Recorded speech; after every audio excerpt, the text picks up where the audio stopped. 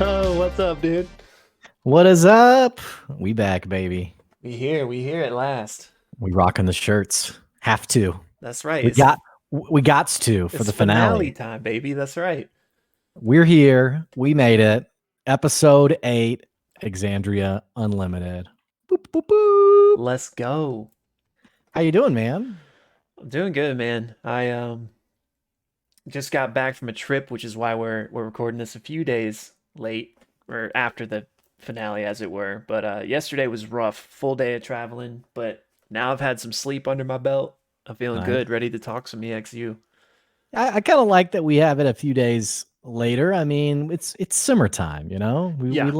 We let things simmer a little bit and kind of let things. I wish I'd done the same thing with Loki because I would have had a couple more days to kind of let it marinate a little bit. Yeah. But all that to say, for those of you guys who are listening, welcome to the Pixelists podcast, where we talk about all things exciting for myself and my amazing co-host. We like to talk games, movies, TV shows, really whatever we enjoy. We like to dive in, talk about, put our own perspective on, and you are here for the journey. So welcome to the show, and be sure to let us know what you think about the show, but more importantly, what you thought of Exandria Unlimited. Oh, and by the way, I'm Blake. Oh, I'm Will. Yeah. He's got a much better beard than me, and I don't know about that. I just, your beard is good. So, but anyway, all that to say, I'm excited to dive in. I'm very sad that the show is over. Me too. I'm definitely sad that we're now in this lull between EXU ending and Critical Role Campaign 3, which looks to be still a couple months away. So, I don't know, man. How are you feeling? Welcome to that pain, by the way. This is the first time you've had to wait, really, hasn't it? Sure. Yeah, it is actually. Let me think. Because I'd caught a little bit of campaign 1, just barely any, and then you and I did D&D together as you as the DM, and that led straight, and I was like, dude, D&D's awesome. And that led straight into campaign 2, and then I kind of petered off with that one. So I really haven't had any kind of big break to manage myself through. But we've got you now. One of us. You got us covered. Well, before we jump into our recap, should we do the recap first, or we should talk general thoughts? Maybe we should just do the recap, and then we could just dive all into it. That's not what we usually do, but we're switching it up for the finale.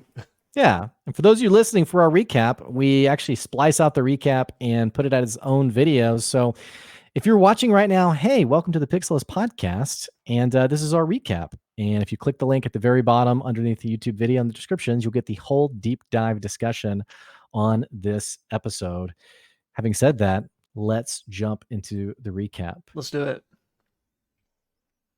So the episode picks up from the massive cliffhanger from the previous episode, where we saw Opal being pinned to the ground by myr'atta, who is slamming these residuum spikes into the ground that are sort of tethered to these residuum needles that are in both of her shoulders and her head. And I think there was a fourth one that comes out into either her torso or her legs. I can't remember, but it happens at the start of this episode. But it basically slams her to the ground, and she's it's like she's being covered by a ton of rocks. I mean, she can't move, can't really do much at all. And Orem, being the freaking phenomenal guy that he is, does like this flip off the platform, dashes over to Opal and slides in front of her with his shield ready to protect her, and actually takes a swipe at myr'atta and just barely misses connecting with her. Myr'atta kind of steps back, like, whoa, who's this guy? What are you doing here? And she actually creates this massive earthquake that I think of it as almost like a what's it called when like a nuclear bomb goes off, like the wave that goes out beforehand? Oh, like a sonic boom, kind of? That's kind of what I envision is like Yeah, this like boom that emanates from her and it levels the entire battlefield. Like literally like levels everything. that was nasty. Pretty amazing. She then basically vanishes from sight, and Orm realizes that there's two accomplices of hers that are ready to fight. One of them is this archer, or really a crossbowman, and then the other one is this spellcaster sorcerer type person. So they're there to basically fight against the party while myr'atta's off doing something else. We don't quite know what. Dariax, Dorian, and Fern all decide, hey, we got to get over there and help Opal. And as they jump down, they realize, oh, we still have this last construct to take care of that Orm had tossed off the platform in the previous episode. And they take care of it with pretty easy effort. And as this is happening, the swirling energy that they had been a part of it's turning purple, and something's starting to form in the energy, in the smoke, in the fog. There's these sigils of purplish energy that are forming on the platform below where the cube was hovering and rotating. And these sigils are very familiar of the Canarian language that we've seen on the runestone, in the Neerdalpak, but more importantly, from the fiery mesa that had originally sent them to see Gilmore and had started them on this quest. Now, this energy continues throughout the fight to develop. In fact, it actually, apart from that platform, develops like into this little tentacle-like structure.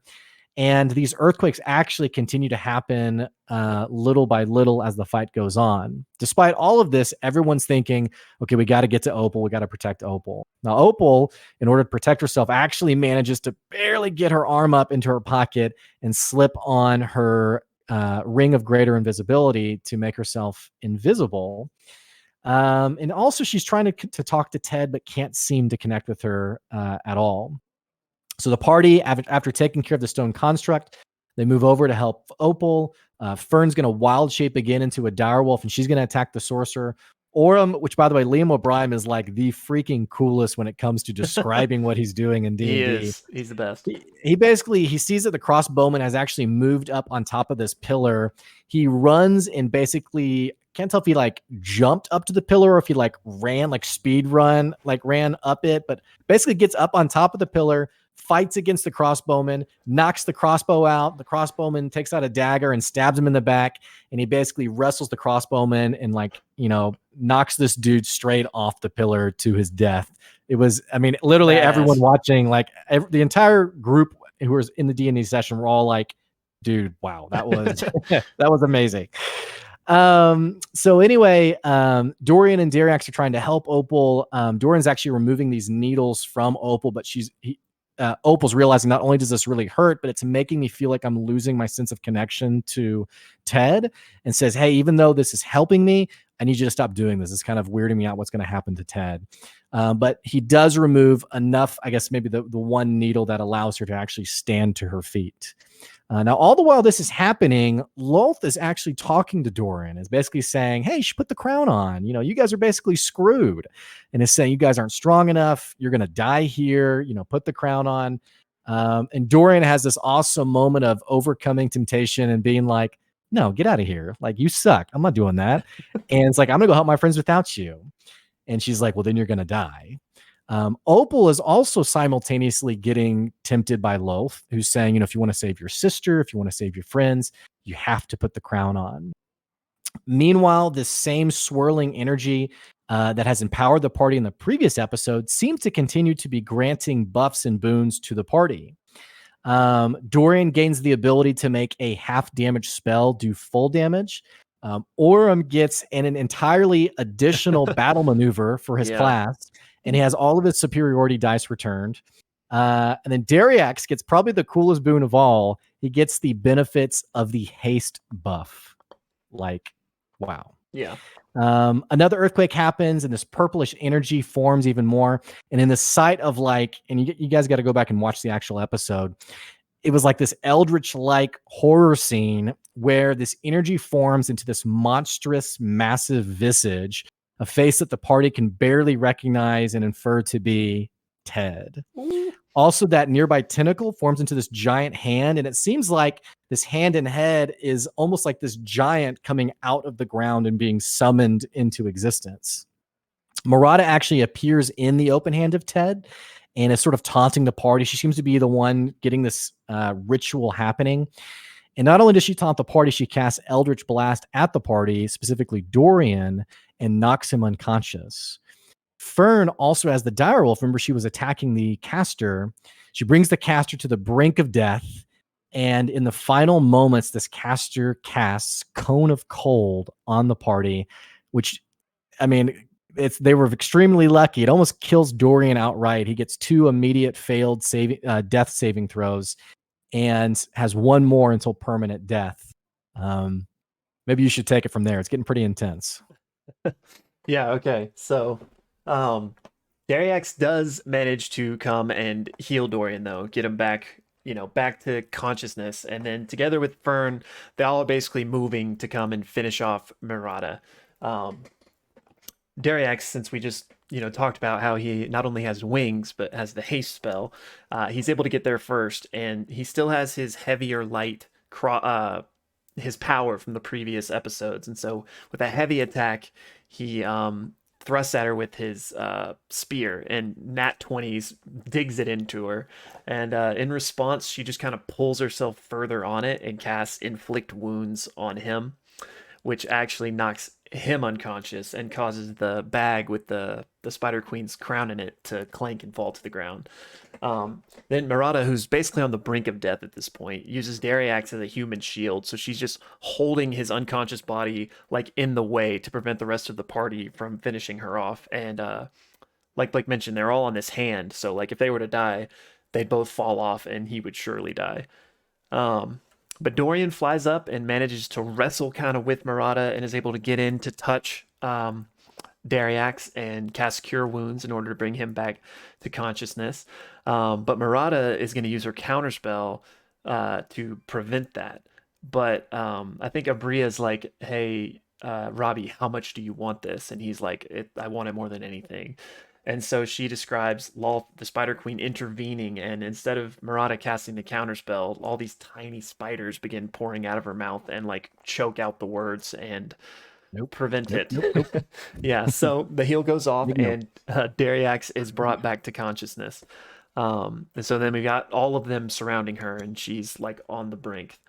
Um, so then we cut to Opal, and with everybody so low, Dariax, Dorian, both on the brink of death, she's like, how do I finish this? What do I do here? And Lolth begins talking to her and is like, put on the crown. I'll help you finish this. And after wrestling with it for some time, she decides to do just that. So she takes the crown, picking it up out of the satchel that Dariax dropped, puts it on, and like the tendrils, the thorns like extend down into her flesh, and this oozy like black substance that we later find out isn't blood but looks like blood begins like pouring down her face, and her appearance shifts. Her hair, like her dyed hair, like switches back to black and then like actually goes iridescent naturally. And I think she says it kind of looks more like Ted almost. And she just like becomes Lolth's champion. um, Even though she still feels herself, has her own agency, she can like feel the influence of it, and her eyes turn black. So now, like in like a Super Saiyan moment, she just like instant transmissions, but uses Misty Step and appears behind myr'atta, takes her dagger, and just slits her throat like in a very gory, brutal fashion. The entire party was like, "Whoa!" But she was just sitting there like, "Yes, like I want to kill her." Um, so she does. She slits her throat, tosses her body to the ground, and basically the initiative's over. The combat has ended at that point. And the party is just kind of like reassessing what's happening here after seeing her, put on this crown. Um, but since she's still seemingly in control of herself, there's no immediate threat seemingly, and Dorian actually just steps up and asks, "Hey Orem, do you still have that residuum we had back from earlier in the campaign?" And Orem does have it and gives it over to Dorian, and he just has this idea where he takes a shard of it and places it on Opal, trying to create a connection similar to the ones the needles had been used by myr'atta to unleash Ted. So he takes one, touches her with it, and with a really high roll, he's able to create this connection. He hears this like sound that he is then able to emulate to foster the connection, and he takes it over to the big amorphous Ted and places it in her forehead in order to like try to make that bridge between them again. And he is successful, but then he's like, okay, now to finish this, I'm gonna write a glyph, a sigil, just like the ones we've been seeing from the ash hole and the ruins of Cunera. And he decides to try and write the word opal to like fully foster this. But he's struggling. He doesn't really remember exactly how to do it, and so the entire party comes together and they make a group. They all make individual roles, but as a group, they're trying to strengthen this ritual. And so Abria asks each of them what they bring to it. So Orem rolls a history check, and he tries to recall what he can remember about the glyphs to try to help Dorian be able to, correct his mistakes. And he basically is given the realization that, hey, this is not just a name, these runes are a description. So not literally opal, but stone that catches fire. Fern rolls a medicine check and notes that the connection is missing a crucial element, the compassion of life. Opal is not just a stone, but a person, a loved one, a sister. Dariax comes and he rolls a dexterity check, and he climbs up there with Dorian. And since he too touched the plinth and the ruins of Cunera, and he saw all those runes too, he's like, no, wait, you messed up here, do this. And so he takes some of the residuum and begins crafting the rune with him. And then finally we have Opal. She's last, and she makes a persuasion check to try and plea for Ted to stay with her, although she rolls poorly. And so what she does is she reaches out to this energy, this like miasma that has been empowering them throughout this whole encounter, and is like, please help me. And it becomes a religion check. She's just praying, pleading to try and keep Ted with her. And in so doing, she is granted guidance and understanding of what they're missing. And so she shouts kind of what she's interpreting from this to try and finish the rune. And together they do just that.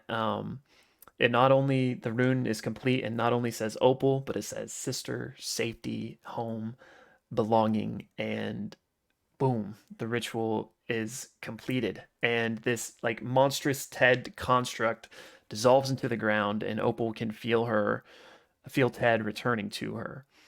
Um, so now that that has happened, the chaos is for the most part subsided. They decide to kind of take a breath, rest, kind of make camp, and see what's going on next.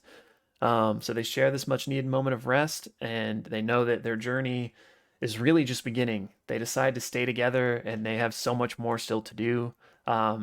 With first on the docket being to go track down Umeji. Um, More importantly, they agree that Opal and the crown is something that they can, hold off over till tomorrow, since she still seemingly has her agency. But then Dariax pops in and was like, "Hey, how about we be the crown keepers? And that'll be our name until we lose it or until something else happens."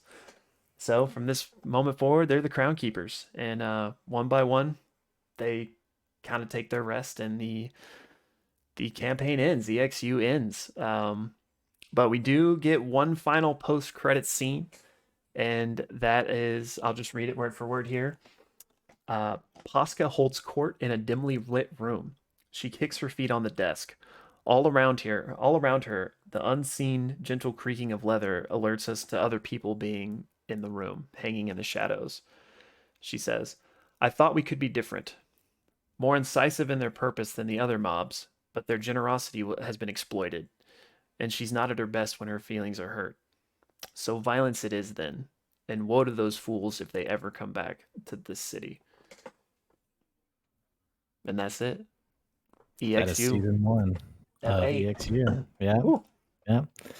Great job, man. This shed a tear. It's our last recap for the time being. Yeah, that's right.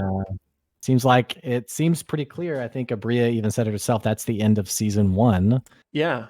of Exandria Unlimited, which you and I had said. There were a lot of plot threads. It only makes sense if there's more. There has to be more. Right. And sure enough, it seems like there will be a season 2 of some kind. I don't know. We'll see, I guess. I mean, I hope so, but I don't Yeah. know. Like, no official announcement has been made, but the fact that Yeah. she said season one and that we got a post-credit scene makes, what else are we Hmm. supposed to infer if not Yeah. more somewhere down the line? So let's talk reactions, immediate Yeah. reactions. What I know you had to watch the episode in a couple of non-traditional circumstances. I think you had to watch a little bit on your phone or Hmm. some kind of crazy internet. Wh- Finally being able to see the episode from start to finish, what was your reaction on the episode? Yeah. I liked it. I thoroughly enjoyed EXU, the campaign. Um, the finale got me, different moments got me tearing up. It was exciting. Um, I really enjoyed it as a whole. But that being said, it seems like we didn't get like any answers to like, and if you've been watching our other discussion videos, you'll know what I'm talking about. I'm sure we'll dive into it more here, but like I was hoping for some answers. Like I didn't expect everything to be connected, didn't expect for all the answers, but we almost didn't get any. Mhm. And so that kind of left me wanting more. And yeah, we might get season two, and so, that's fine. I'm sure more will be unveiled there, but it just felt like I don't know. We we talked about this a little bit. Do you think how the show was framed from the get-go, like, feeds that disappointment a little bit? Because I had similar feelings of, like, okay, nothing not only did nothing get resolved, but you and I joked about how every episode introduced a new plot thread. Yeah. Part of me wonders if we went into this with a different expectation of it's an 8 episode story because they presented it as, we got together, we put it together, and we figured out that this is an 8 episode story that we want to tell. Hmm.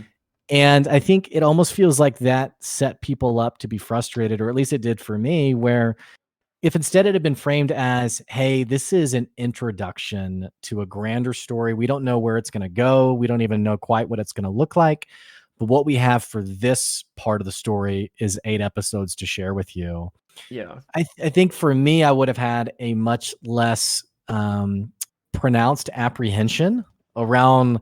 Okay, now there's 3 episodes left. Okay, now there's two Right. episodes left. Okay, now it's the finale, and especially about halfway through the finale, realizing this is what's happening now is all we're gonna get. Right. Um, I don't know. Do you think how they framed it has something to do with that? Yeah, I think it could have been better. I mean, yes. I mean, I don't know exactly how, like what would have been the perfect way, but I do think they could have done a better job like setting expectations as it were. Um I don't know. I'm trying not to be too critical because I understand the constraints, especially like, you have to fit in what you can fit in 8 episodes if that's what they have via scheduling conflicts or, via whatever. We don't really know all the behind the scenes that maybe led to why we got what we got, but I just don't know. I feel like I said at the beginning, I enjoyed it. I loved EXU. I've had a great time over the past 2 months watching this. Loved especially the new faces and everything they did, but I just feel like we didn't really get a tight story, as it were, Mhm. and it felt like there were so many things that like were just left completely open. So Mhm. I don't know. I don't really know what the fix would be, but yeah, there definitely was some disappointment there. Yeah. Yeah, I had similar feelings. I think EXU as a whole, I really appreciate that I got to watch it. I really enjoyed watching it. Amy and Robbie were so fun to watch. I thought they were natural in terms of um, playing with people collaboratively and being part of a collaborative story. Yeah. And they were really fun to watch. I thought the group as a whole were really enjoyable. They really vibed off each other. And I thought that for the most part, Abria did a great job, which in some cases almost feels impossible to fill the shoes of expectations that people had for, Right. it's not Matt Mercer. For sure. Yeah, I agree. The episode, excuse me, the campaign as a whole, I'm really glad I got to watch it. I really enjoyed EXU. I was pretty I enjoyed it more now that I've had about 5 days to sit on it. In Mhm. hindsight, I've enjoyed it more. Yeah. I ended Thursday night pretty frustrated and pretty disappointed. Not to like the point of like, this show sucks or anything that's like super toxic, Yeah. but just like I ended it thinking I'm very disappointed. I'm very Right. frustrated. And it's primarily I'd say about 70% is what you said. It's the ever growing story that never went anywhere. Mhm. Because if you think about it, Murata got introduced episode 5, I think. No, episode 4, episode 5. I don't remember, honestly. Somewhere in the middle. Yeah. And Murata was the, The big big bad evil bad, yeah. guy, so to speak. And I don't know. There's something about the pacing of all of that, of all these big things getting introduced that seemingly are unrelated to the story as a whole. Right. And I get what Abria said. She said she was trying to build a world that was bigger than she found it. And I think she has set up the world to have some pretty awesome tie-ins later on. Yeah. But for an 8 episode arc, I was really I was like I said, I'm much better now thinking of it as like a part of a whole Yeah. story. At the end of the night, thinking that's the end of EXU, I was like, okay, why did I get so emotionally involved in this? So Yeah. I mean, that's fair. I think that's a completely fair criticism, and it's like I don't know. I don't want to. I don't know. I I think the thing that's a bit challenging is I've read some comments on like some insights on part of the reason why the plot continued to grow was and the distinction I saw someone describe it on Reddit, which I thought was pretty accurate, was that this isn't necessarily just a bunch of people playing D&D in their basement. This is a Critical Role has grown to be a production of sorts. There's a large amount of right. people tuning in. There's a I don't say there's a lot riding on it, so to speak, but it's become a brand. Yeah. And the distinction I saw was that part of the reason maybe there was an obligation to continue to grow the stakes was sort of an entertainment factor, um, implying that it's not so exciting to see a bunch of level 1 people or level 2 people, raiding a goblin cave. I don't know if you agree with that or not, but that was something that I saw that I thought I can kind of see that, and it makes it a little less painful, but painful's not the right word, but you get what I mean. Yeah. I mean, I think that's fair. Like it definitely is. Like it's a whole thing now. It's more than just, hey, let's play D&D together. Like they're a show, and you have to on some level be entertaining. But I don't accept that as like an excuse though. Like I feel like I disagree that like raiding a goblin camp could be super fun. It's just about like the players and the DM. So Yeah, that's uh, that's a great insight. I don't know. I don't want to criticize. I don't want to criticize too harshly, at least, Abria, because I think she did a great job. And like I said, we don't really know all the circumstances behind the scenes that maybe led to certain decisions. But I just felt like I would have liked at least one through line of like something like you Sure. said, myr'atta wasn't even introduced till about halfway through. And not to nitpick here, because we kind of spoken about railroading a bit, which if an 8 episode arc, you kind of have to a little bit, to make sure that things progress. But like myr'atta, like I'm repeating myself now, but introduced halfway through was kind of a railroady moment in and of itself, because they were just traveling to wherever, and Abria was like, Fern, you feel something and you go this way. And that's when Right. she was introduced. And even that's fine. But then we like had these a million things in between that were basically irrelevant. Like, Right. was the ash hole even tied to her? It didn't seem like it was. The implication I got since the sigils being drawn to summon Ted were somehow Kinnearan in nature, that she was somehow tied to the Ono Plateau, in some way. I don't know what that connection is. That's what I inferred from it, was that there was some connection. I think it's a very generous connection. Yeah, So I think I can see what you're saying there, and I wouldn't like if that's the case, I'd be like, okay, like, all right. But for my money, I don't think that she was connected. I think that's a stretch. So I don't know. Again, maybe it's like a world building thing. Maybe it's a little Easter egg for something that's in C3 or maybe season 2 of EXU, but I don't know. And Yeah, I don't want to jump too far around here, but the story we got was Opal basically, right? Like that was sure. the climax, the culmination. And I enjoyed it, but even with that being the focus as it were, we didn't really even get any answers. Like Right. we don't know what happened to Ted originally, like why she even became this patron. And what's up with her mom? Her mom apparently had the same thing going on, was the implication I got at the end there. But like, so is it hereditary? Does she have this?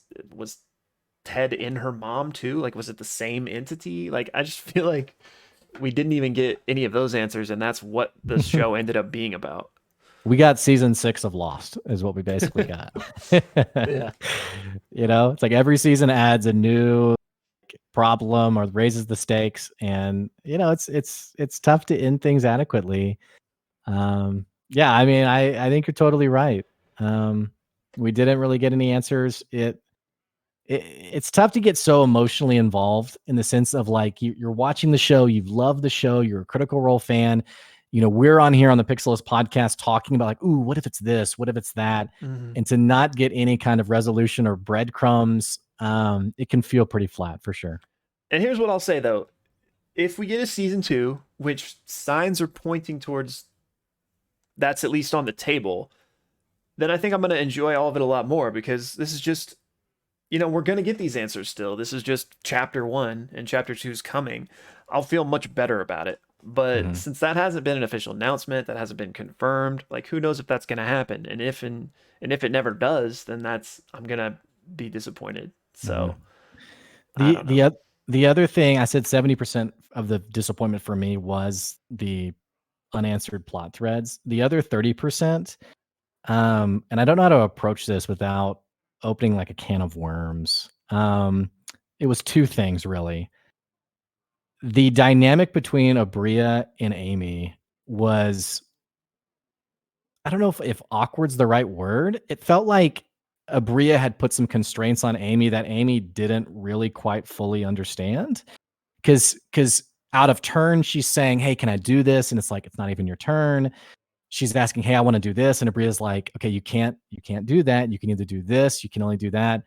And so I don't know if it was like a combination of lack of clarity or if something was happening there that was weird. And it was throwing off the vibe. It was feeling tense. It was feeling um it broke the flow, and I was kind of like, okay, can we put like a pause here and like clearly define like what's going on with Opal so that she Mm-hmm. can know what's happening here.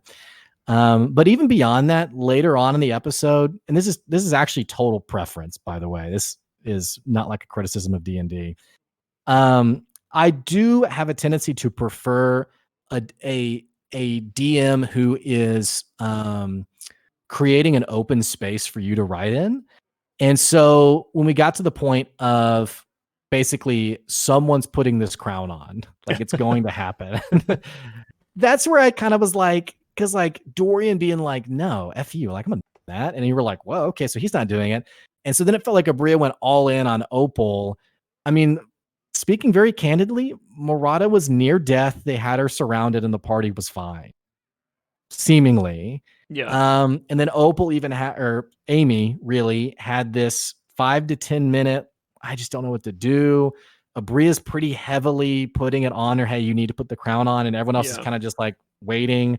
Matt had an awesome response where, she was kind of looking at the party thinking like, hey, what do y'all think? And he um, said basically, hey, every choice leads to interesting stories. Yeah. Basically saying, hey, you can make any decision and it's going to be fine. But I Yeah. could sense like the tension of like, oh my gosh, yeah, what do I need to do? Right. And that was probably the most extreme form of railroading that I saw. That, and again, that is total preference on me. I mean, I know there's DMs who get heavily involved. Hey, no, you guys want to go left, we're actually going to go right.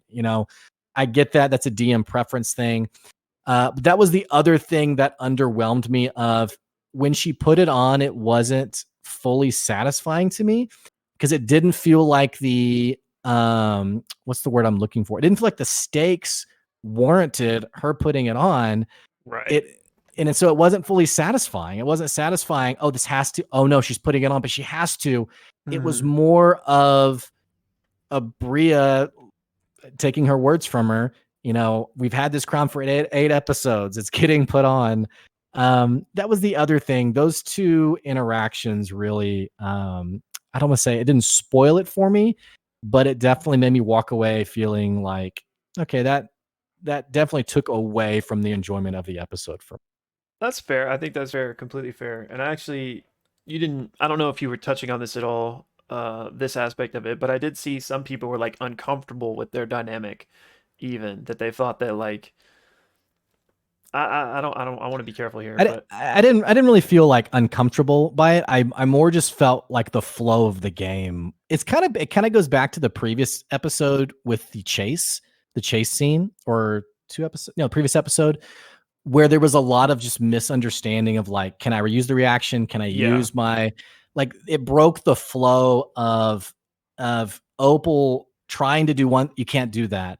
And Amy as a character being like, hey, I want to do this. And it's like, it's not even your turn. yeah. That also, that whole thing, that dynamic was really just distracting. It's the best way to put it. Yeah, that's fair. And I agree. I know that, so I know you weren't saying this, but like I said, I think some people were almost like, Bria feels like she's bullying Amy. And I didn't really get that vibe, but I get what you're talking about in terms of it, like, somebody should put the crown on. But Bria spoke on it briefly and it's like, no, no, like, Sure. sorry it came off that way, but like Amy and I love each other. It wasn't like that. That's just, blah, blah, blah. And I think, Yeah. And I think maybe if people like over, analyze like the dynamic of them, that might be a little much. which they do, people do. It Sure. I mean, people have nothing better to do. Yeah. It did seem like Abria was frustrated by Amy. Yeah. That's as a random armchair, like watching the show, and that was the only part that was kind of like, this is weird. Like, I used the word awkward. I was like, what's really happening here? Let's figure this all out because this is getting kind of strange. Separate from that, like I said, the railroading of the crown was not my. You would never do that as my DM. Yeah, I mean, I So get it, like especially because like we just talked about this. There's so many things in EXU that like we didn't really get answers for, and like here it might end and no one even puts on the ground. Like that would just be a whole nother thing that is fair enough. Like if that's how the story plays out, that's how it plays out. But it's just another thing that like has no payoff, as it were. So I agree with everything you said, but I can also kind of see where Bria was coming from. But like you said, like I wouldn't have done that. Like I wouldn't be like, you should put it on. You know what I'm saying? Like let the players make their own choices. But like I get it. But I do agree with the fact that like at that point she didn't even need to put it on. Like if she just do a normal Eldritch Blast and if you miss, like you miss, maybe somebody goes unconscious again. But your chances are no one's gonna die and y'all are gonna be able to finish it. So I, I don't know. It was everything you said is a completely fair criticism, and I agree. But I don't know at this point, like what else could have happened or should have happened differently there that would have made much of a change. sure. Yeah, and we've said in previous episodes, like we've said, we're heading to the point where the crown is getting put on. Yeah. Like this has to happen. I mean, Yep. we said that on the show. This Yeah. has to happen. And I Someone wanted somebody to put it on. someone has to, right? And so in some ways I empathize with the fact of it's hard in the moment to really, without sort of pre-writing it out, without sort of creating the narrative from the first place. I'm not sure if I would have the capacity to create these stakes needed To force them to do it. to force it to happen. So in Yeah. some ways, I understand the railroading of it. Yeah. It just wasn't satisfying for me. Though there were some pretty serious moments. Like Cone of Cold, I had no concept of other than playing WoW. But I know Matt Mercer said that, he goes, that's a party killer right there. And so I looked it up and I was like, I think it was like a 6d8 or an 8d8 was the roll. Something like that. And she rolled a 14, which, I mean, could have just killed half the party outright. Yeah. And apparently inflict wounds is also a really serious spell as well. Yeah. So it seems like Abria was trying to create those stakes, but the dice don't lie. Right. I I don't want to.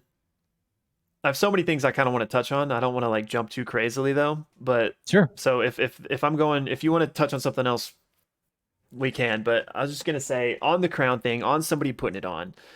What one of the things that kind of wasn't answered and left me wanting was this whole Dorian thing. There was so much leading up to like, oh, Dorian makes a decision that, oh, and he has to make the right decision this time, and that's kind of one of the things that got us on the, is there a time loop happening? Which there's not, so I guess we're like I guess we were Mephistoing hard with the possibilities here. But We like never learn our lesson. but what was it simply just I don't know, like what was that? Because Thraskell mentioned Threscore. like yeah, Yeah. Thrasker mentioned this decision that Dorian was gonna make.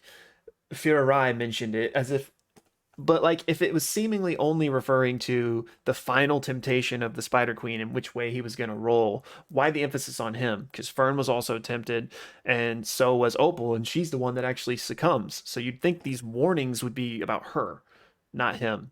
And so I don't know, just since we didn't get any type of time travel reveal, fy'ra doesn't even show up again.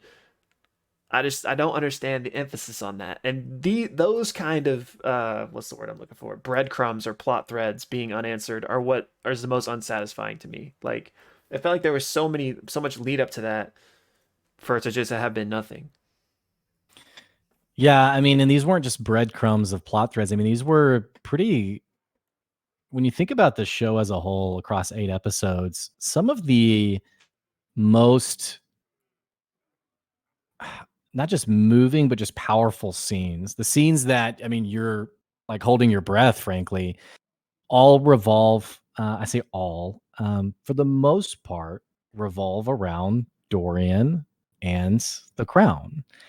So, I mean, I'm thinking about Dorian offering to hold the crown from Dariax, and Orem saying, "Hey, give it back, or we're going to have a problem." And Yeah. you could feel like the needle drop. Yeah. Fy'ra Rai is having, we have Dorian going into this dream sequence with Lolth, and he's Yeah. seeing Fy'ra Rai, and Fy'ra Rai's having she knows the decision. She's begging with her gift that he be given a second chance because he's changed. We see her confer with Thrasker and say, I'm worried he's losing himself. And this sage basically says, "You're right, he is." And we have even all the other stuff of him like pulling the silk out of his eye, which was such a disgustingly but awesomely described scene by Yeah. Abria.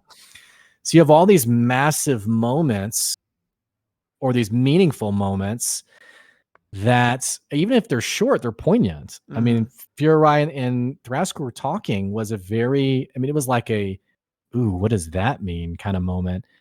So I totally agree with you for it to, hey, put on the crown. Nah, I'm good. And it's like, and it never gets brought up again. It's it. It's over. Yeah. I mean, yeah. And I don't know where I'm going with this comment other than just like, retweet. I get it.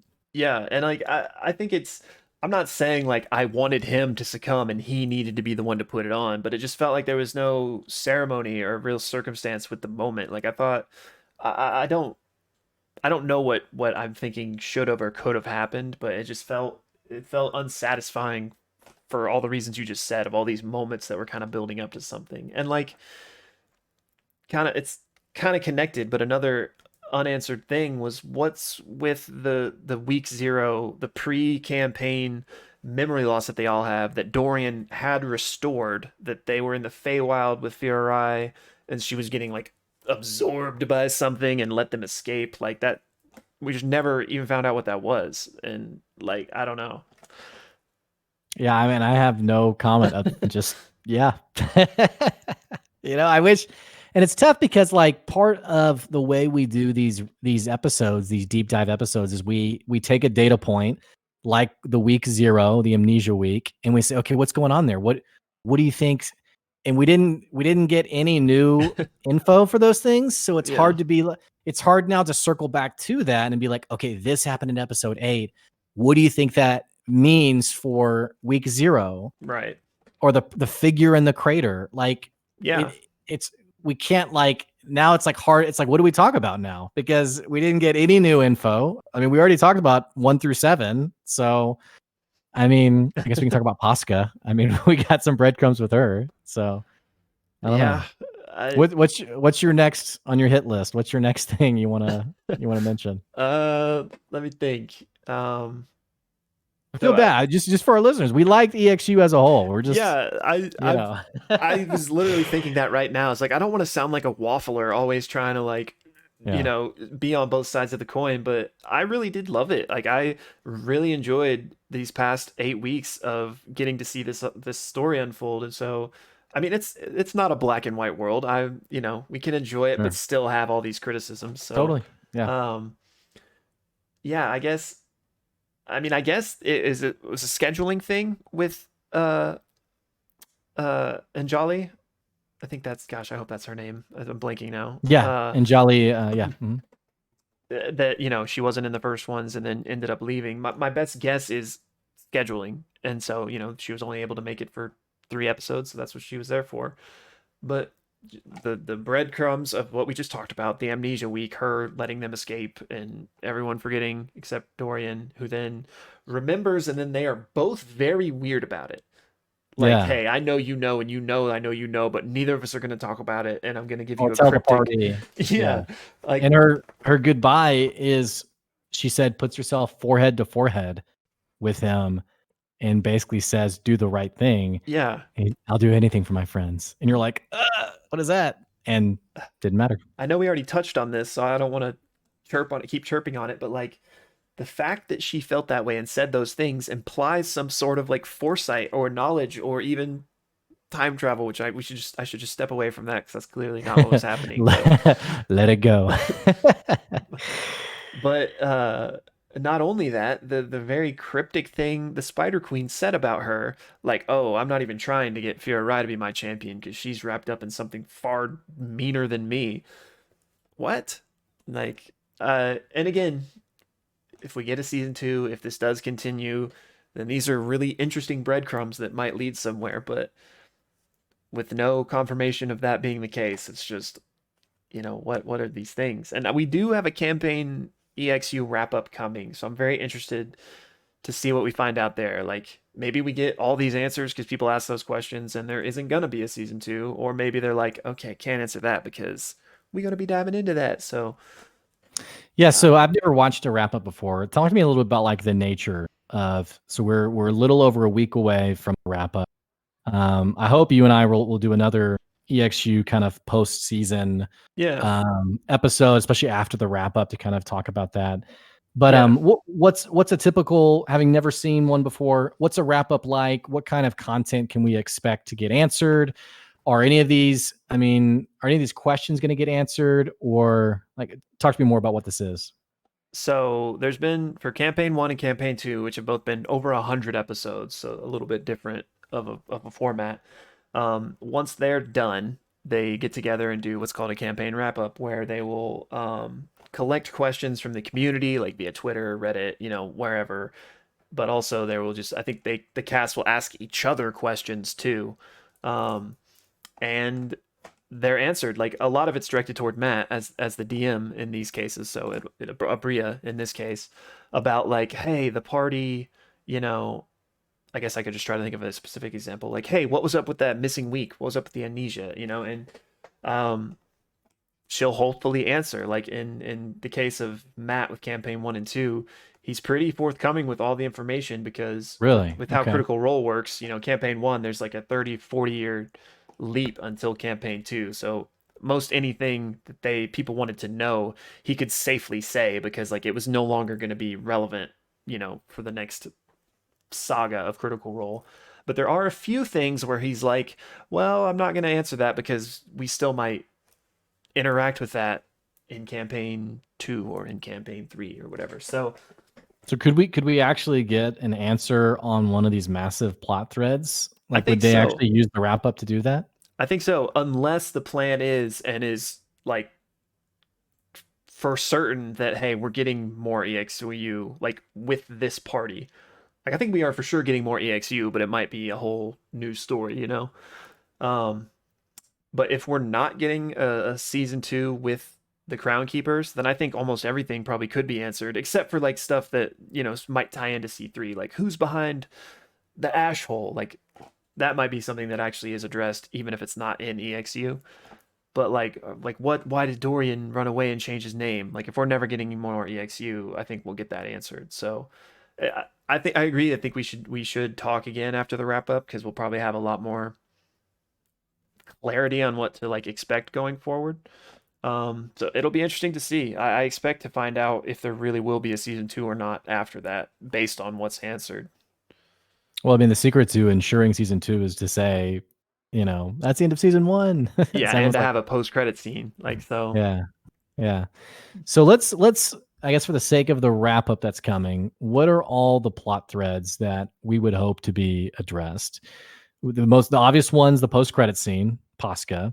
Let's pause there for a second. Let's come back to this question. Okay. Pasca. What is she meaning in her, like, the way I interpret it was her kind of, she's in sort of this thieves guild-esque meeting and everyone's kind of slinking in the shadows, which isn't very functional for a team meeting, but they're they're thievish people, so Yeah. stick to the shadows. But so they're slinking in the shadows, and it seems like there's been this discussion that basically is, we tried to be diplomatic with the crown keepers. We tried to be generous in letting them maybe even work on our behalf, but it's obvious that violence is the only answer that they understand. Um, is that the same implication that you got from what she said? Yeah, and if you recall from the earlier episodes, the nameless ones, the which I guess she's the leader of, she's at least at a position of power within the Something like organization. that. Yeah. Um, they are relatively new to the scene. Um, whereas previously there were two kind of like criminal organizations. There's probably more than that, but two that have been like referenced in the canon of Critical Role, as it were. The Myriad and the Clasp. They're two like kind of thievish underground organizations. So I think when she was saying like, "Hey, we tried to do it differently," meaning like now that we're the new like organization in control of the underworld, like we wanted to be better, as it were. Yeah. But Okay. hey, that didn't work. So these fools show up again. Violence is going to be, what we take to them. So I just, to me, that was just, hey, we are what we are. Let's Yeah. let's be let's be that. Stick to who we are. Sure. Yeah, So we have Posk and the Nameless Ones, um, week 0, Amnesia, and we can just loop in maybe with that the Feywild decision, escape. Feywild, fy'ra, the figure in the crater, maybe even. Speaking of the plateau, Yeah, um, Fern. This is more side content. Fern and her mission. She right. was brought there for some reason. Dorian and his backstory. What's going on? Why did he change his name? Why is he maybe even run? Um, Ted and Opal, their dynamic. Yeah. What is And Ted? yeah, well, it's her Patreon. We don't know Yeah. how, but their dynamic and how Ted became her patron, excuse me. And we could maybe even loop in with that. Who the heck was Ted's and Opal's mom and that whole thing? Yeah. Umeji and the Iron Authority and Oh yeah. Yeah. what's coming, so to speak. The Crown and Lolth and that whole thing. The bigger bad with fy'ra. Am I missing anything, or is that everything? I think that's most of it. Um. So we might actually see. Oh, myr'atta. Why? You know, Oh yeah. Like. what's up with this? Why is myr'atta like psycho killer now? You know, Yeah. I want and to all actually the talk about that. We can pause it while we okay, finish this list, but remind me. okay. So myr'atta, that's 11. The This kind of ties into Fern, but the whole like the girl with a million titles that was in the doorway. Uh. The unforgiving matriarch of Oh, the the War Queen. yeah, yeah, yeah. The War Queen, right. And The why there War was Queen. a dark time travel Fern. Right, right. Yeah. So that's 12. The cube, Yeah. the cube is there and it's got special powers. And that happened. So that's, unlucky 13, I guess. I can't think of anything else. Maybe in the wrap up, we'll see. I think I'd be maybe satisfied if half of those get addressed in some way, but it's a lot of plot threads to address. We'll see. Again, I've never seen a recap like this, but or what's it called again? Campaign wrap up. Wrap up, excuse me. Yeah, but maybe we'll see something like that happen. I So hope so. At least, like in a perfect world, I would like a season two. So I hope we get some sort of quasi confirmation of that, but then also some of the answers that maybe wouldn't spoil that if that is what we're getting. Um, oh yeah, you said a couple things in there that I want to touch on before I forget. So myr'atta, seemingly their encounter was a chance encounter in those woods, right? It didn't seem like myr'atta was tracking them. It seemed like they just happened to come across, and myr'atta detected thoughts on Opal, and that's what started the like her obsession with Ted and getting Ted. So seemingly that was just like a chance thing. So does myr'atta just want warlock powers? Like she is aware of what patrons are, and then you can get power from them. Like what is so special about Ted that myr'atta was like, yes, like I need this patron, and I just that she was like willing to like lose everything, and like she made it seem like the world was at stake. Why? Like what makes? And I'm not trying to be like too metagaming because like I know the rules of D&D. Like warlocks have patrons, and you get powers. It's not like it's like seemingly she would be a level 1 warlock. It's not, you know what I mean? Like, so I don't know. I just wish we had any answers as to like why she became so obsessed with that and was willing to like lay down her life and many other lives just to like have a patron when seemingly if she really wanted warlock powers, she could like, subscribe to any of the other patrons that may find your exist. own deity. Yeah. Yeah, I mean, we talked about this in the episode where they have that dialogue and how the I guess the final comment was something like this: there's the seed of potential and the seed begins to grow. And we Hmm. talked about who's this referring to and what is this? Is it Opal? Is it Dorian? Like who are we talking about here? Yeah. And I think a comment you just said makes sense in that maybe the seed of potential is myr'atta recognizing the untapped potential of Ted. Yeah. How she's able to necessarily see this individual in the limbic space and realize all the implications from that of being cut and dry. I could summon this into the world and it would do my bidding. Like Hmm. that's all. It's a bit far-fetched for me, but it's also, I'm assuming that's eventually where myr'atta got to mentally, was there's some incredible potential here, a seed of potential, and if I can tap into it. What's her motivation with it? I don't know. She does make those comments on everything will be lost if she doesn't Yeah. get to Ted. She says she would burn the world, kind of serious, to get to Yeah. Ted. Um, it's not really clear if this is like the ends justify the means. I'm actually a good guy doing bad things, or if I'm just full on crazy evil. I don't know. I don't know. Hopefully, in the wrap up, we get some insight there. Yeah, like I don't have any problems with like the fact that that's what the BBEG was, this person that was a patron, but I would just love some clarity on like the why, you know? And I think that's my issue with a lot of these things is we don't know the why on any of it. Like we still don't like I still don't know with any certainty that Ted was actually ever a real person. Like it does seem that she has people know her in Byroden, but like how'd she become a patron then, especially if her mom had the same thing, it implies that maybe it was kind of always like that, but I don't know. That's my favorite 3 words in this discussion. Who knows? Who knows? But Well, no, go ahead.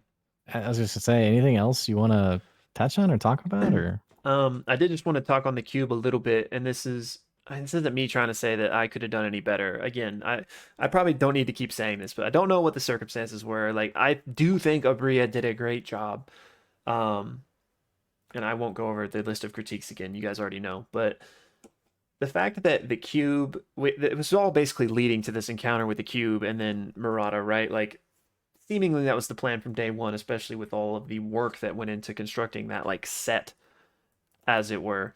So I don't really understand why we didn't get more threads that directly led to that. We didn't even know about the cube until the second to last episode. But if that was always the plan, like I just don't understand why you wouldn't like incorporate that more. Even in the episode when they're getting sent to the cube, it's not even mentioned. They just, hey, you're going to this city, and I think you mentioned this. Is like, why didn't Thrasker give them any type of warning about this thing?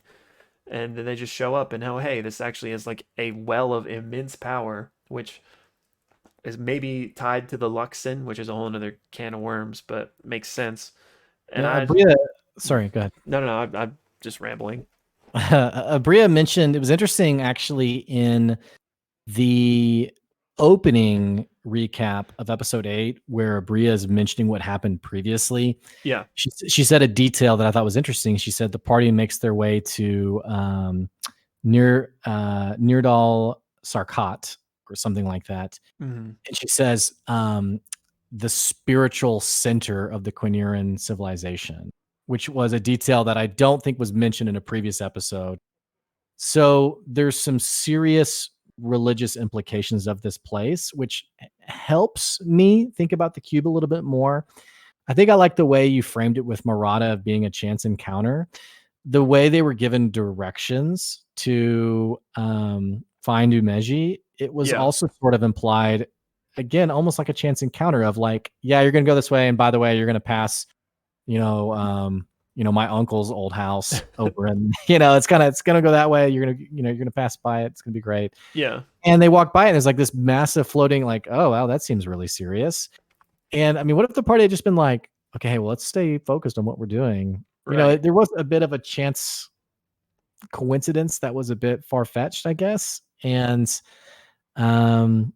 coincidentally, myr'atta's there also, which they went the way they went to avoid myr'atta. Myr'atta's there, and this cube that they they coincidentally find it, they coincidentally break it. It coincidentally releases the source of energy that myr'atta needs to summon Ted into the world, which where Yeah. else would she have Seemingly. done it? I don't know. Maybe she was going to take her there all along. I don't know my point with this other than just like, I don't know. Yeah. I I feel like feel I'm just you. complaining. I feel you. Yeah, and I mean, we're not trying to be negative, but uh, I don't know. I probably would have done way worse. So it's just, I've never DM'd before in my life, so I definitely would have done worse. uh, I would have been like, you find a goblin cave and Neardal Sar. Like, really? Like, why? we got the crown. But yeah, that's just more like awesome world building though. Like, again, back to more positive comments. Like, I thought it was an awesome episode and very entertaining, and the whole series was. Um, but the cube is seemingly a massive well of power that could be tied to the Luxon, which is deep lore stuff, like creator of the world type of thing. That I just it makes sense if we're in this ancient civilization, if and that was their spiritual home, that like this hub is a like well of power of like an ancient god, as it were, or whatever. I don't know. I guess to try to loop back around and tie this up, I just wish that there were more with as many threads as we got. I wish there were more that wove into this since we knew this was always where it was going to end up. It felt too well, this is it instead of like this is what like I'm word jambling here. You probably get it, but I get it. Yeah, I get it. We're on the same page. yeah. So I'd ask you like for like a rating out of 10, but I almost feel like we need to wait up to be like, here's how I felt about it overall. Yeah. We don't even really have a rating system. Maybe we should. I don't Yeah. know. But But that being said, I don't want to sound so negative. I really did enjoy it. Like I would probably give it a 7 or 8 out of 10 as it stands. Like, yeah, I have these critiques and I wish there were more answers, but like you said, once we have the wrap up, maybe we'll have more clarity on what to expect. But enjoyment factor and fun factor, I had a really good time. Like I really loved getting to see this group play together. I loved the new style that Bria brought, and like you already mentioned, Robbie and Amy killed it. Like they were naturals, and I love seeing them. I hope to see more of them in EXU or or some other form of Critical Role. Absolutely, for sure. Definite agree. Yeah. And So one more thing I feel like we should touch on, especially regarding to that. Did you see how um, Amy put out like a whole thread about like the finale and stuff? I did see that. Yeah, Yeah, I go ahead.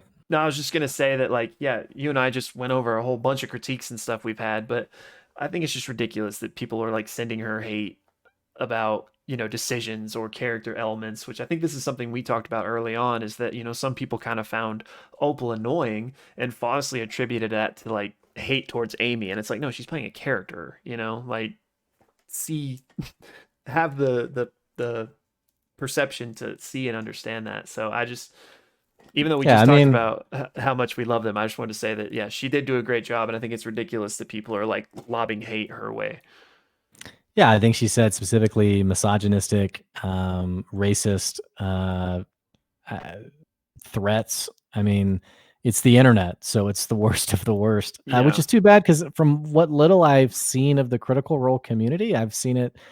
It seems like it's pretty defined as a pretty positive, accepting, wholesome community. So it's disappointing that people have had that kind of visceral reaction. And to echo what you said, I loved the new characters. I love the new actors.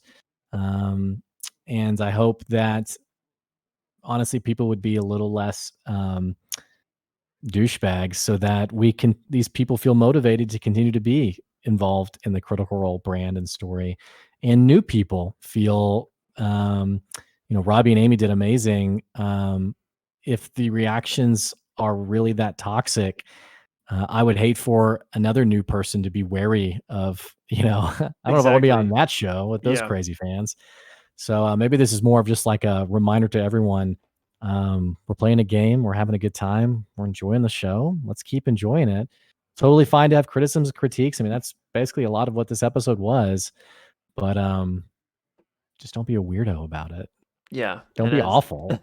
And as Brian Foster always says, don't forget to love each other. And if you don't know who that is, that's Ashley's fiance, and he runs like the talk show they do every week about Critical Role. They haven't been doing it because of pandemic and stuff. And actually, they just announced that he's no longer like he's gonna move on to other stuff. He won't be really involved with Critical Role anymore. So that made me sad, but keep his legacy going.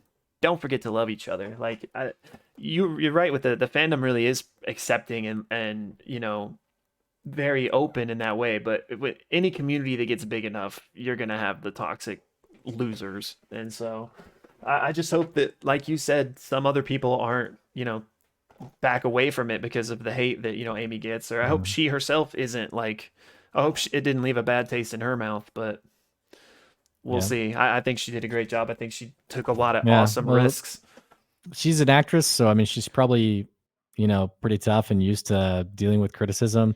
Yeah, I only hope that our show gets large enough to have the toxic haters that we that have is the dream. that we have to deal with. So, speaking of toxic haters, if you hate the show, no, I'm just kidding. Those of you though who are watching the show, thanks for tuning in. It's been great actually seeing some Twitter comments, Twitter mentions to us, and I don't manage the Twitter myself. Our good friend Will does that, but Will sends me screenshots of different mentions. And those of you guys who are watching, who are following, I got to tell you, thank you. We love reading it. We love seeing the comments. We love replying to the comments. Keep leaving them. Tell us what you think about the show. Tell us what you think about EXU. And especially as we continue to bring on new content, we'd love for you to be part of the journey. So don't be a stranger.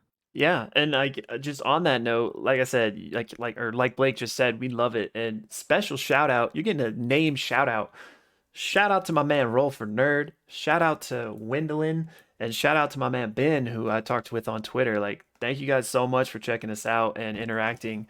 We love it. And last but not least, shout out to my homie Blake. Thank you for doing this with me, man. I'm glad I could suck you into some more Critical Role, and hopefully, hopefully we got you for the long run with the as a critter.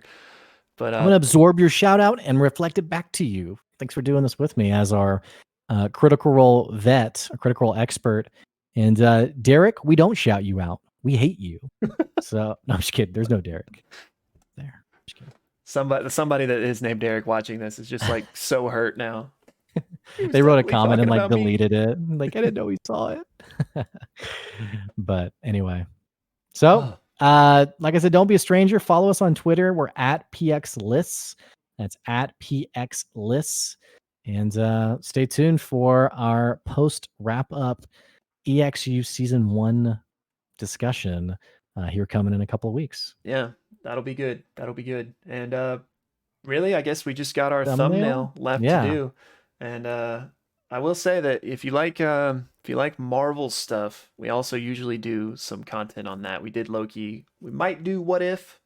I want to. I'm not sure if Blake will. We'll see. I'm gonna watch the first step tonight or tomorrow, and if it pulls me in, we'll be back to talk about it. Yeah, so if you like that stuff, be on the lookout because we'll definitely be putting some more Marvel content out. But yeah, I guess just finale thumbnail. What should it be?